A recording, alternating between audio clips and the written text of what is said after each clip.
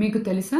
భారతదేశంలో ప్రతి నలుగురు కొత్త తల్లుల్లో ఒకరు పోస్ట్‌పార్టమ్ డిప్రెషన్‌తో బాధపడుతున్నారు.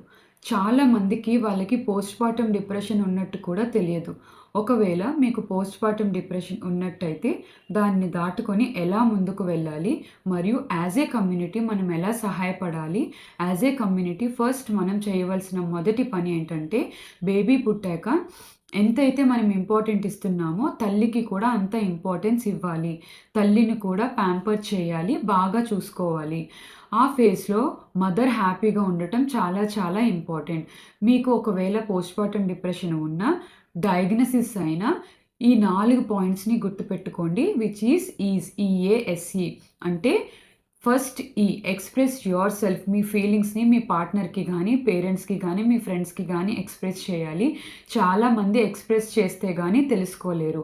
Second ask for help. డాక్టర్స్‌ని కానీ, కౌన్సిలర్స్‌ని కానీ, లేదంటే మాలాంటి కోచెస్‌ని కానీ, లేదంటే చాలా మంచి కమ్యూనిటీ గ్రూప్స్ ఉన్నాయి. లైక్ మన న్యూ మామ్స్ గ్రోత్ హబ్ లాగా అలాంటి కమ్యూనిటీస్ హెల్ప్ కానీ తీసుకోవాలి. Third self care. Self care అనేది చాలా చాలా ఇంపార్టెంట్ పోస్ట్‌పార్టమ్‌లో. మీరు మీ టైంకి తినడం, టైంకి పడుకోవడం, అలాగే కుదిరితే సెలూన్ విజిట్స్ చేయడం, పెడిక్యూర్, మసాజ్ లాంటివి తీసుకున్నప్పుడు మీ సెల్ఫ్ కేర్ మాత్రం చాలా ఇంప్రూవ్ అవుతుంది. Fourth last one exercise. Exercise అనేది మూడ్‌ని బాగా ఎన్హాన్స్ చేస్తుంది.